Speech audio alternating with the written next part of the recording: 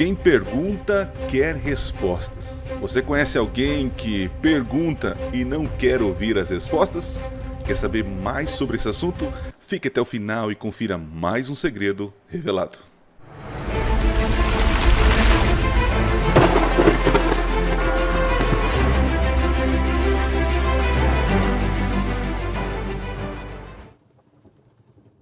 Olá, seja bem-vindo a mais um vídeo do canal Minuto Profético. E eu estou aqui na madrugada com essa cara inchada para poder gravar vídeo para essa semana. E aliás, essa semana nós tivemos vários conteúdos aí, pode dar uma olhada aqui nos nossos últimos vídeos. Vídeos aí com muito conteúdo, né? E aqui no canal a gente dá uma variada. A gente tem conteúdos e aí umas tretas para poder, de alguma maneira, aí, alimentar o público, né? E hoje não será diferente. Hoje ele aparece aqui pela primeira vez no canal, o pastor Elias Soares. Eu já tive a alegria de poder conhecê-lo pessoalmente, lá na loja dele, do pastor Elias Soares, na Conde de Sarzedas, né? Inclusive até comprei um material, mas faz muito tempo.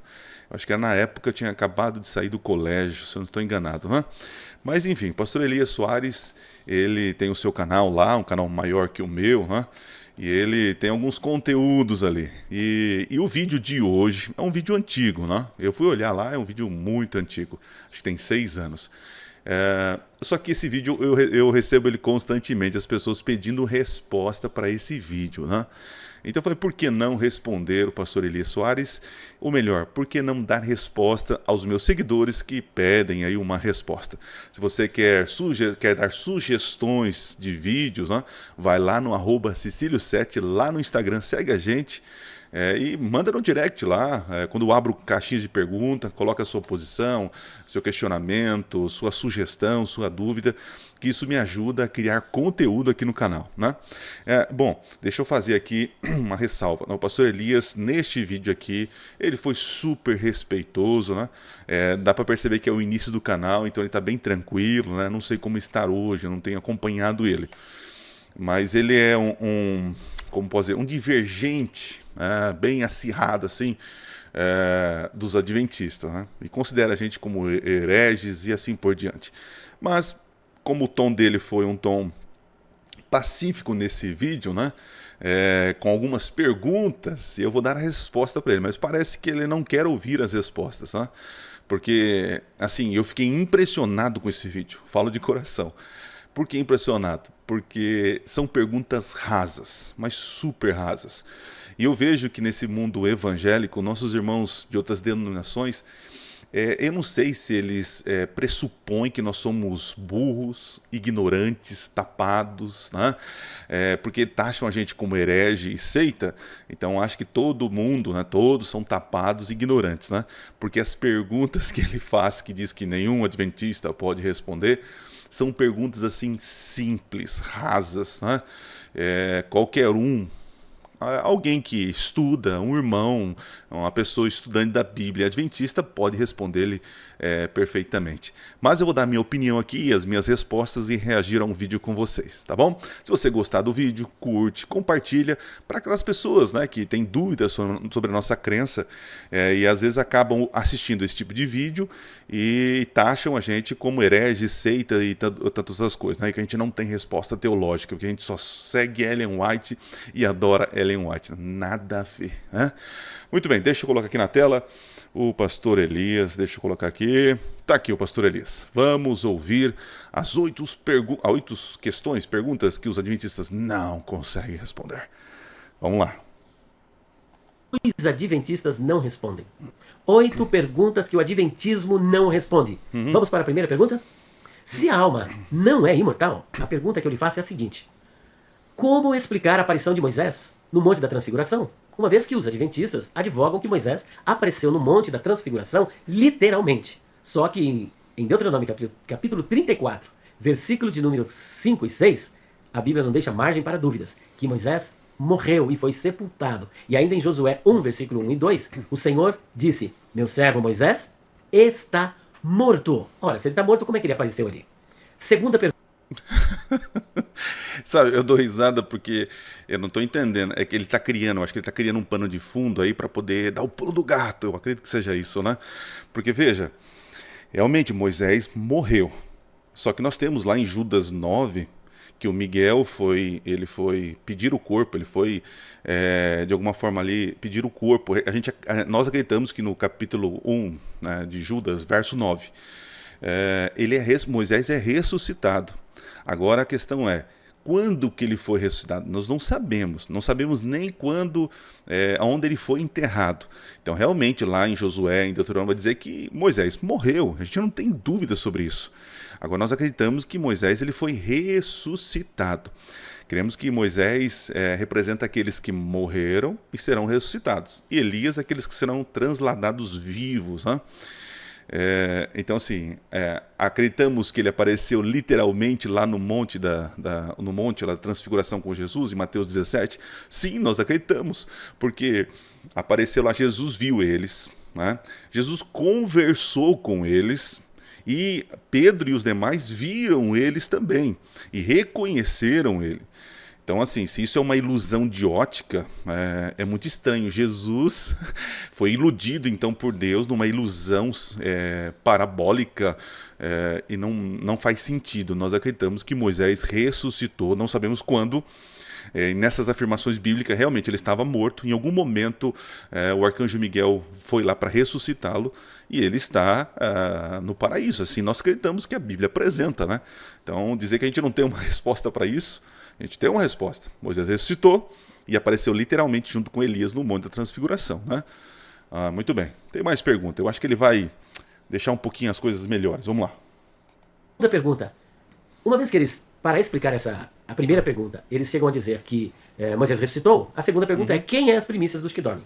Porque Paulo, em 1 Coríntios, capítulo 15, versículo de número 20 e 23, diz que o Senhor Jesus foi feito as primícias dos que dormem, cada um por sua ordem. Cristo, as primícias, depois os que são de Cristo na sua vinda. E ainda em Atos dos Apóstolos, capítulo 26, versículo 23, a Bíblia é categórica em afirmar que Jesus foi o primeiro da ressurreição. Não tem como maquiar isso aí. Terceira pergunta. Assim, me admira esse tipo de pergunta, né? Claro que a Bíblia diz que Jesus foi feito as primícias. Por que ele foi feito as primícias? Ele foi feito porque ele não foi a primeira pessoa a ser ressuscitada. No Antigo Testamento a gente tem vários exemplos, né? Anotei aqui, ó. Temos a mulher sunamita, o filho da viúva, né? Que foi ressuscitado, o rapaz que ressuscitou quando jogaram os ossos ali de Eliseu. Então, se Jesus foi feito, é porque ele não foi. Agora, por que ele é a primícia? Porque nós entendemos que ele é a primazia. É a primazia, o mais importante de todos aqueles que ressuscitaram. Jesus, ele está em grau de importância maior, né? Ele é o primogênito dos mortos, né? Assim que diz Apocalipse, mas não foi o primeiro a ressuscitar. Ele é o primogênito da criação. E não que ele foi criado, mas ele é o ser agente da criação. Então, assim, uma pergunta muito simples e fácil de responder, né? Jesus foi feito as primícias por questão de primazia e importância, não de maneira cronológica. E Moisés está incluído nesses que ressuscitaram. Vamos lá, terceira. Acho que agora vai ser melhor. Vamos lá. Como explicar? Uma vez que eles acham que Moisés ressuscitou, como explicar Josué, capítulo 1, versículo 1 e 2, onde o Senhor disse para Josué, meu servo Moisés está morto. Ele não disse que Moisés ressuscitou, mas apenas que Moisés está morto. E ainda mais, se a alma não é imortal, como nós explicaremos Mateus capítulo 10, versículo de número 28? Como explicar Mateus 10, 28? Aí é que está, não temais os que matam o corpo, mas não podem matar a alma. Vamos para a quinta pergunta. Não, veja, como eu já havia explicado, realmente naquele momento Moisés estava morto, né? Ele não foi logo, Moisés não foi igual Jesus, morreu em 3 dias ressuscitou ou algo parecido. Nós não sabemos em que momento Moisés foi ressuscitado. Agora ele cita Mateus capítulo 10, verso 28. Eu vou colocar na tela que a gente precisa entender esse texto aqui. 10. Vamos ler alguns versos anteriores, né? Porque o pastor aí é um grande exegeta, né? Então entende que a gente tem que ler uns versos antes e depois, né? Do qual é o assunto que se trata ali, né? Do que está se tratando, ó. Jesus está falando sobre temor, sobre ter medo, né? Diz assim, ó. Deixa eu pôr o microfone para cá para poder... Aqui, isso, vamos lá. Diz assim, ó, portanto, não tenham medo deles, pois não há nada encoberto que não venha a ser revelado, nem oculto que não venha a ser conhecido. Jesus está falando sobre os perseguidores, né, dos seus discípulos. Né? O que lhes digo, às escuras, repito a plena luz. O que é dito para vocês ao pé do ouvido, proclamem dos telhados. Não temam os que matam o corpo, os que estão perseguindo e matando, né? Mas não podem matar a alma. E olha que interessante, aqui tem corpo e tem alma. Segundo Gênesis capítulo 2, verso 7, se não estou enganado, diz lá que o homem é feito é o boneco, barro, mais fôlego de vida, aí se torna alma vivente. Então Jesus está falando assim, ó, não tenham medo das pessoas que podem ferir, matar o seu corpo, mas eles não podem matar a alma, ou seja, o ser completo. Não, pelo contrário, temam aquele que pode fazer perecer no inferno, perecer, destruir, aniquilar, no inferno tanto a alma como o corpo. Quem é esse? É Deus. Se a gente tem que ter medo ou um temor, é de Deus, que Ele é todo poderoso para tanto ferir o corpo como destruir o ser por completo. Tá bom? Não se vendem 2 pardais por uma moedinha? Entretanto, nenhum deles cairá no chão sem consentimento do Pai de vocês. E quanto vocês, até os cabelos da cabeça de vocês são todos contados. Né? Portanto, não temam. Vocês valem bem mais do que há muitos pardais. Então o contexto aqui está falando de cuidar de Deus. Que as pessoas não precisam ter medo das situações, das perseguições. O que a gente tem que ter medo é do Senhor. Né? O nosso temor e respeito. A gente tem que ter medo de perder a salvação em detrimento de perder a nossa vida aqui. É isso. Porque Deus é o único que pode fazer destruir tanto o corpo como a alma. Ele não está separando as coisas aqui, corpo e alma. Pelo contrário, ele está falando os seres humanos podem machucar o corpo. Podem até levar a gente na primeira morte, né, o sono. Mas destruir por completo, que isso acontecerá após o milênio, é somente Deus que pode fazer, né, a segunda morte. É esse o contexto. Né? Então, não entendi porque ele está querendo colocar esse texto. É porque ele está preparando alguma cama de gato aí. Mas vamos lá. A quinta pergunta está em Lucas capítulo 23, versículo 43. O ex-ladrão da cruz disse para Jesus, Senhor, lembra-te de mim quando vieres no teu reino. E o Senhor Jesus respondeu, hoje estarás comigo no paraíso. Ora, o corpo do ex-ladrão foi para a sepultura. O que é que foi para o paraíso, senão a sua alma imortal? Isso vocês não conseguem explicar. Ainda mais uma questão. Se a alma não é imortal, como explicar 2 de Pedro capítulo 2, versículo 9, em que... Tá, vamos lá, calma, vamos devagar. Primeiro ele falou assim que do ladrão na cruz, né? Então, nós temos algumas explicações. O senhor está falando que Jesus falou assim, olha o texto, né? O texto diz assim, ó, o ladrão fala assim, ó, Senhor, lembra-te de mim quando vieres no teu reino. E aí Jesus responde, certamente te digo, hoje estarás comigo no paraíso. Então, há uma possível interpretação que é muito cabível. Jesus não está dizendo assim, ó, certamente te digo, vírgula, hoje estarás comigo no paraíso. Porque nós temos um problema tremendo. Porque o ladrão não foi para lá. Inclusive, depois o corpo dele foi retirado ali, né? Ele foi morto, né? Foi morto. Quer dizer, quebraram-se as pernas dele, né? E Jesus já estava morto. Eles iam quebrar os ossos de Jesus, as pernas ali na cruz, e não quebraram porque Jesus estava morto, os ladrões não estavam. Tá? Tem essa questão. Depois Jesus, ele vai para a sepultura, né? E ele ressuscita. Aí tem um momento que Maria vai abraçar. Ele fala assim, não me toques porque eu não fui ao Pai. Então assim, temos muitos argumentos que Jesus naquele dia não foi para o paraíso. E depois você vai encontrar em Atos lá que Jesus ficou com eles 40 dias antes de subir ao céu. Então assim, dizer que Jesus falou assim, certamente te digo, hoje estarás comigo no paraíso, é uma interpretação que para mim, olhando no todo na história, temos alguns problemas, porque Jesus não foi naquele momento e nem o rapaz foi para aquele momento no paraíso. Então, dizer que a alma foi para lá e o corpo ficou para cá, isso é uma inserção que vocês estão fazendo. Tá? Agora ele usa outro texto aqui, deixa eu ver qual é o texto aqui. Ó. Ele fala assim, ó, vamos lá.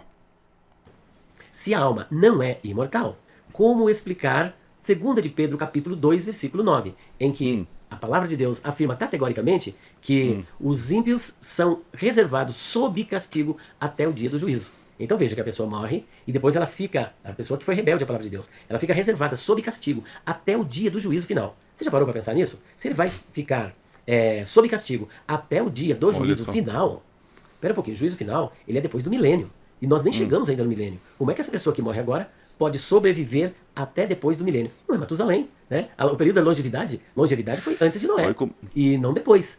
Na verdade, essa questão de viver 1000 anos, 800 anos, 900 anos. Então, a Bíblia está afirmando que realmente a pessoa fica sob castigo. E isso tem amparo na passagem do rico e do Lázaro, em Lucas 16, versículo 19, até o versículo de número 31. Então, realmente, a pessoa está ali sob castigo até o dia do juízo. A outra pergunta... Olha só, então ele está usando, vamos para o texto que o pastor Elias está usando, né? Deixa eu trocar aqui, vamos lá para 2 Pedro. Gente, assim, me admira o pastor Elias, sendo pastor, usar esses textos, assim, ao jeito que ele quer, né? Porque vamos respeitar o texto, né, pastor? Então vamos lá, ele falou 2 Pedro, né? 2 Pedro, capítulo 2, verso 9, mas vamos ler antes ali, para poder, quem sabe, entender mais o contexto, né? Então olha só, ele está dizendo aqui, ó, vamos pegar aqui, ó, vamos começar do começo, vai, para poder... Assim como surgiram falsos profetas no meio do povo, também haverá falsos mestres entre vocês. Ao assunto aí do texto, ó. Eles introduzirão heresias destruidoras, chegando a renegar o soberano Senhor que os resgatou, trazendo sobre si repentina destruição. Então, esses que estão acusando, levando falso testemunho sobre Jesus, trarão sobre si repentina destruição. Presta atenção. Muitos seguirão as suas práticas libertinas e por causa deles, o caminho da verdade será difamado. Continuando. Movidos por avareza, eles explorarão vocês com palavras fictícias, mas, para eles, a condenação decretada há muito tempo não retarda. E a destruição deles não caiu no esquecimento. Então Deus há de julgar eles. Né? Foi decretada a destruição e ele há de julgar. Não caiu no esquecimento. Pois Deus não poupou anjos quando pecaram, mas lançando-os no inferno, prendeu com correntes de escuridão, reservando para o juízo. Aí, pastor, tá vendo? Olha aqui, os anjos foram presos num lugar com correntes e estão lá agora esperando a condenação, né? Estão em sofrimento em algum lugar. Mas veja, se os anjos que pecaram estão presos num lugar acorrentado de forma literal ou num lugar geográfico que vocês chamam aí de estado intermediário ou algo parecido, então o que aconteceu com os demônios que aparecem no Novo Testamento que Jesus expulsou eles? Eles escaparam das correntes?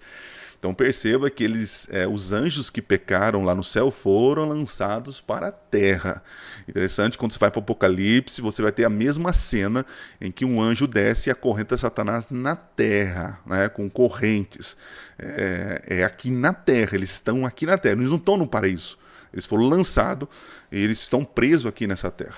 Então eles não estão num lugar lá secreto, escondido, sofrendo, porque isso seria contraditório, né? Porque muitos demônios escaparam e estão soltos por aí, né? Então tá bom. Então vamos ver.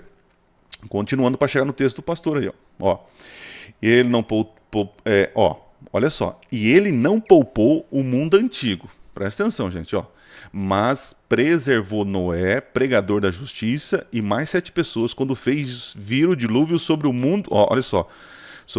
Vir o dilúvio sobre o mundo dos ímpios. Então assim, ó, quando houve a injustiça no momento do dilúvio, lá antes do dilúvio, Deus poupou Noé e seus filhos, ali os parentes ali, mas não poupou os ímpios. Então houve uma justiça ali. Continuando.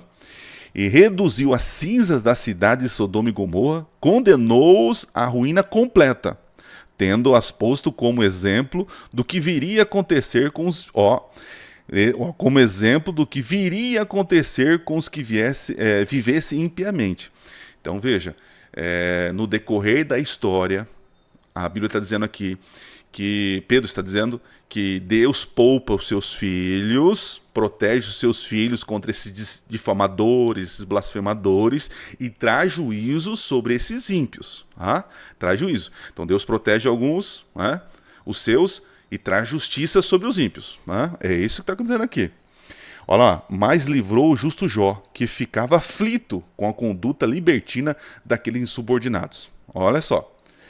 Porque esse homem justo, pelo que via e ouvia ao morar entre eles, atormentava sua alma justa, dia após dia, por causa das obras iníquas que aqueles praticavam. Aí vem o texto que o pastor usou do jeito que ele quis aí, né? Assim, diante desse contexto, diante dessa situação, se o Senhor sabe livrar da provação os piedosos e manter os injustos sob o castigo. Então, Deus está falando que Ele livra os justos e mantém castigo, punição contra os ímpios. E diz assim, ó, para o dia do juízo. Então Deus tem derramado a sua justiça nesse momento, livrando os justos, né, e trazendo justiça, como trouxe para Sodoma e Gomorra, como trouxe para o dilúvio. Agora, não tem nada no texto, pastor, que diz que esses ímpios foram para um lugar e lá nesse lugar eles estão sofrendo. Por quê? Todavia, entretanto, diz que haverá o dia do juízo. Então, como Deus pode castigar as pessoas se não foram julgadas? Então, olha como é contraditória essa teologia. Dizer que existe um lugar geográfico onde as pessoas estão sofrendo e que depois eles passarão para o juízo. Peraí, então já passaram para o juízo. Então percebe que não existe isso. Deus tem derramado a sua justiça sobre os ímpios na terra. Só que o juízo mesmo, o final, vem lá no fim. Entende? Então, pastor, dizer que aqui prova a imortalidade da alma não tem nada a ver com o texto, pastor. Acho que o senhor está inserindo teologia onde não há aqui, viu? Muito bem. Depois vocês podem continuar lendo o texto aí, vocês vão perceber que não tem nada a ver de alma imortal aí do pastor, né? A alma imortal está na cabecinha do pastor aí. Vamos lá, continuando. Então, eu creio que já é a 7ª pergunta.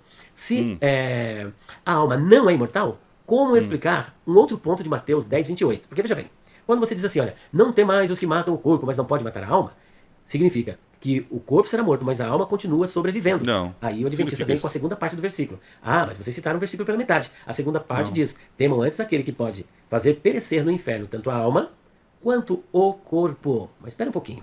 Se quando o corpo morre, a alma não morre, e esse perecer no inferno não é agora. Ele vai ser somente no Guiena, que é depois do milênio.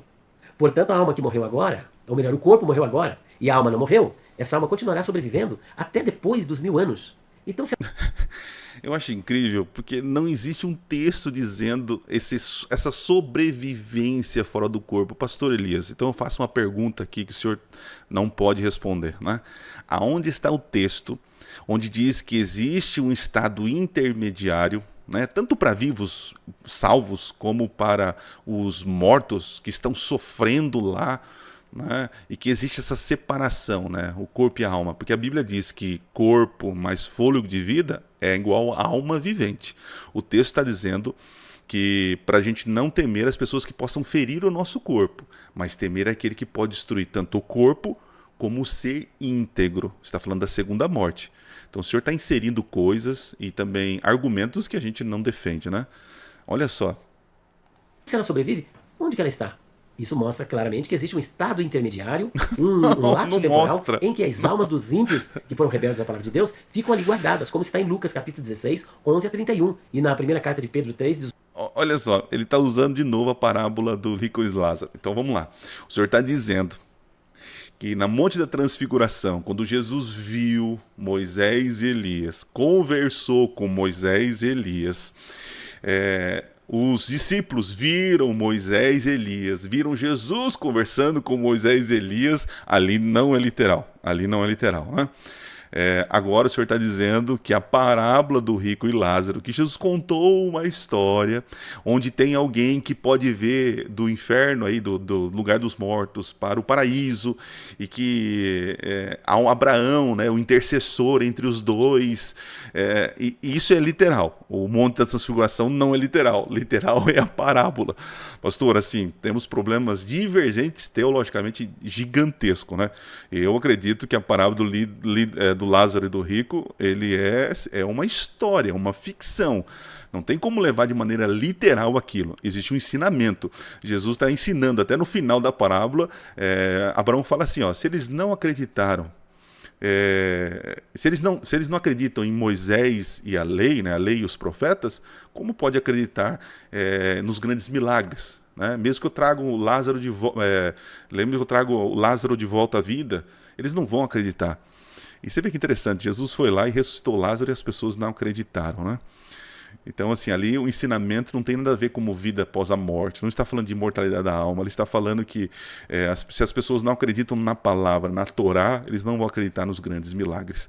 Então, o Senhor dizer para mim que o Monte da Transfiguração é simbólico e a parábola do rico e Lázaro é literal, olha, me admira o Senhor, com o gabarito que o Senhor tem, o estudo que o Senhor tem, fazer uma afirmação dessa. Talvez o Senhor mudou de opinião, né? Porque esse vídeo aí é muito antigo, né? Mas vamos lá. 18 a 20. E ainda na primeira carta de Pedro, capítulo 4, versículo 6. Então, vamos concordar. Um exemplo, né? Vamos lá. Não concordamos, é claro que a alma morre juntamente com o corpo, porque ali o verbo apólime é perecer, ser banido da presença de Deus. Mas suponhamos... Então, Deus está em todo lugar, não é assim? Salmo 119. O texto é perecer no inferno, é destruir, aniquilar. Então, se foge da presença de Deus, quer dizer que não existe mais. Não estou entendendo, né? Vamos lá. Que a alma seria destruída, mas só que ela só será no Guiena. Tá? Enquanto ela não vai para o Guiena, onde que ela fica? Isso não é uma prova clara de que a alma continua viva num estado intermediário? Essa questão também, ela não é respondida. Ainda agora vamos para a oitava Vamos lá, quem sabe? É agora. A oitava questão está na segunda carta de Paulo aos Coríntios, capítulo 12, versículo 1 a 4. Olha o que Paulo diz. Conheço um homem, se no corpo não sei, se fora do corpo também não sei. Esse homem foi ao terceiro céu, foi ao paraíso, e ouviu palavras inefáveis que ao homem não é lícito contar. Veja que carne e sangue não é do reino de Deus. Então não foi com carne e sangue que Paulo entrou, porque o seu corpo ficou aqui. Então o que é que foi lá no paraíso e ouviu palavras inefáveis que ao homem não se pode contar? Será que é no seu espírito, a sua alma? Essa pergunta fica para vocês pensarem. Portanto, à luz destas 8 perguntas que os adventistas e que Não, peraí. Se Paulo, pastor Elias, desculpa a minha exade, para aliviar o meu nervoso aqui e a minha incredulidade diante das suas perguntas tão simplórias, né? Se Paulo, que viveu a experiência, está dizendo se é em corpo ou não sei, mas esse homem foi arrebatado, tal. Se o próprio Paulo que viveu isso, ele não sabe explicar, eu não vou saber explicar para o senhor. Se ele que viveu isso não sabe explicar, não sou eu que vou inserir nada. Agora o senhor está explicando algo que nem Paulo soube explicar. Então o senhor está tendo uma revelação maior do que Paulo, né? Então o senhor não está sendo sola escritura. Né? Interessante, né? Acusam Ellen White, que nós acreditamos como profeta, né, de falar sobre esses assuntos, né, que não pode, né? O senhor está fazendo isso, o senhor está dando explicação que não tem na Bíblia, né? E veja, o próprio Paulo, ele diz, eu não sei como que foi isso, né? Você pode encontrar isso também quando o apóstolo João tem as suas visões e revelações. Aí eu fico... Então quer dizer que Paulo foi a alma dele, né? Separação, né? Vamos lá, terminou? Terminou, né? Não consegue responder, dá aquela vira-volta, aquele giro. Mas eu digo responder, a única conclusão que nós chegamos é que a alma é imortal. Isso é inescapável. A alma é imortal. E mais uma vez, eu agradeço você que... Pastor, com todo o respeito aí, né? O senhor foi muito respeitoso, né? Mas o senhor está... sugerindo, né, parte de um pressuposto que nós somos ignorantes teológicos, né? E eu mostrei para o senhor, né, para quem está nos assistindo, que as suas perguntas são muito simples, pastor. Faça umas mais difíceis aí, né? Realmente que a gente não consegue responder, porque essas daí, né? E eu quero terminar com uma pergunta aí que o pastor Elias não consegue responder. Pastor Elias, mostre para mim, biblicamente, esse lapso temporal, esse lugar intermediário que existe entre o céu e o paraíso, onde os santos estão na glória, como vocês afirmam. E mostre para mim também um texto bíblico, uma prova bíblica desse lugar onde os ímpios estão lá sofrendo até o milênio, né?